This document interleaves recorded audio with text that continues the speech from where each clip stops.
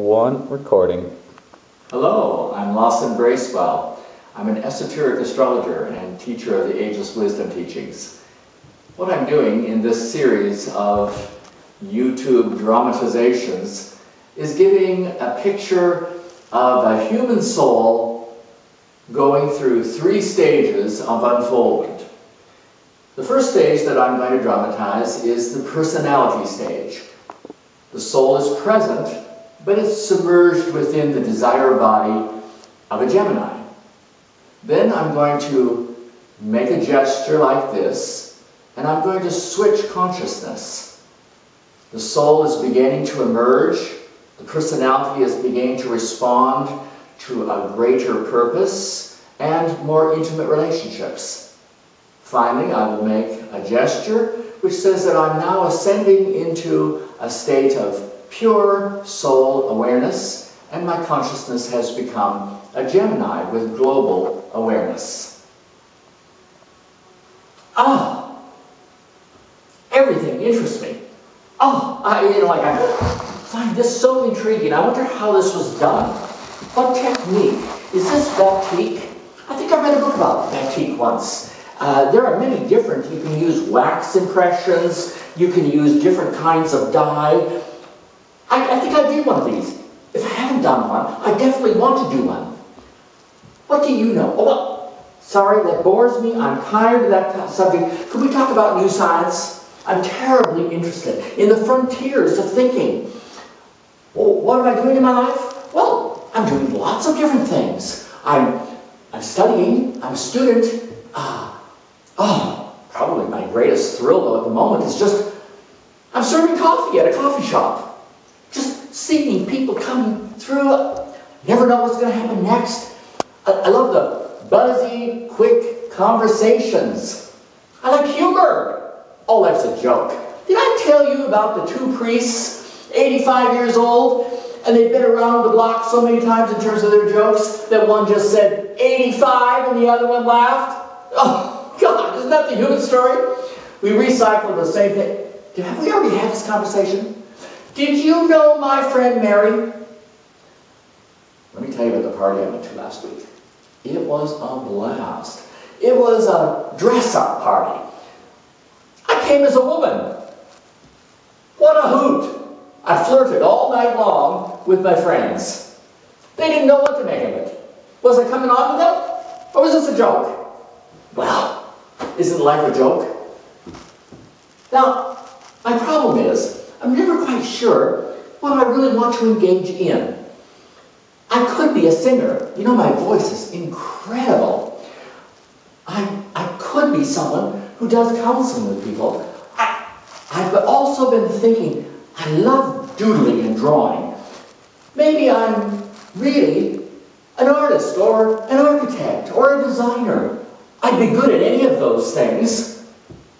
There has to be something stimulating, though, because I get bored so easy. I listen to all these other people, you know, like, my life is so full of people. I love it. I love it. They're all different. I don't discriminate. I like to relate to a banker as well as a bum. I like to relate to someone who's talking about reading Krishnamurti and people who are talking about the sports figures.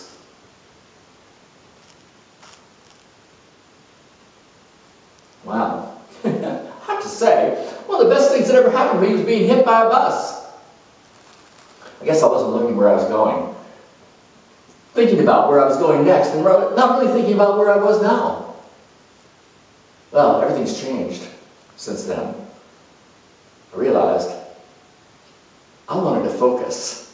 I wanted to learn something that was really useful. I'm a part of a design community, and we're designing new habitats for human living. It's so exciting because I'm getting to learn about all these new light fixtures and insulation and solar panels. And I'm getting to plan the whole thing and get to make it beautiful. Aesthetics. You know, I had all these different creative outputs, but I'm focusing now I'm putting all of my understanding of beauty and harmony and depth of relationship into this cooperative, collective of designers who are, well, we're really on the forefront of designing new urban environments. It's housing, it's community buildings, it's parks. It relates people to each other at deeper, more intimate levels. And that's where my passion is now. I don't have so many friends anymore. I don't need that kind of stimulation. What I want is to feel as if I'm coming in and really intuitively communing with somebody. I like this sense that we're talking about qualities and meaning. In fact, I would have to say, I don't want to put a label on it, but I'm more drawn to people who are spiritually aware. You know, that seems to me to be the new quality that's coming into my life. You know, to really feel as if it isn't just me and my busy Gemini brain, but it's my soul that's somehow guiding my intuitive understanding of how to put people and environments and ideas together in a synergistic and really practical way.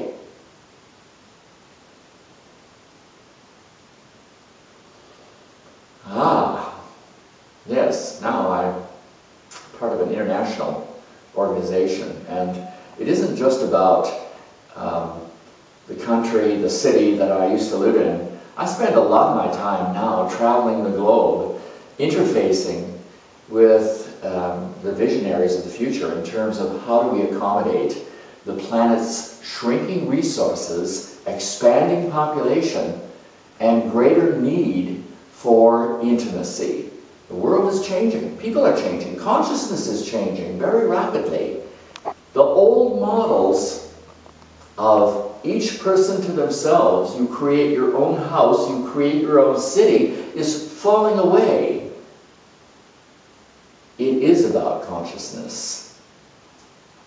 I'm increasingly aware that a part of the whole shift in planetary consciousness is in the theme of the interrelatedness of all kingdoms in nature, the interrelatedness of all of the elements, the role that the human being plays in bringing in the new ideas which collapse conflict, duality, and competition and breed a new kind of global cooperation and sharing of resources. This is my vision.